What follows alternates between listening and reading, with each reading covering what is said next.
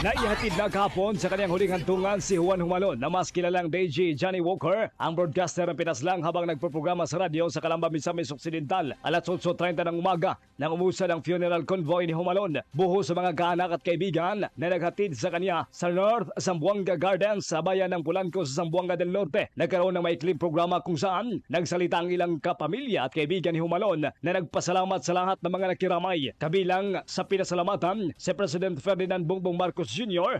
at House Speaker Martin Romualdez. Ikinwento ni Kyle Humalon, anak ni DJ Johnny Walker, kung gaano kabait ang napaslang na broadcaster. Ayon naman kay Police Captain Jory Ragunio, ang hipi ng Calamba PNP, tuloy pa rin ang pagtulong ng Special Investigation Task Force para makamit ang hustisya kay Humalon sa lalong madaling panahon. Kita-kits lang tayo sa finals. Ito yung naging banta ng hipe sa tatlong mga suspect na hinihinalang mga gun for hire na una ng kinasuhan ng PNP matapos makilanlan ang kanilang mga identifikasyon base sa revelasyon ng mga saksi at kopya ng CCTV. Kasama mo sa DXPR, RMN Pagadian, Radyoman Kenneth Bustamante, Tatak RMN.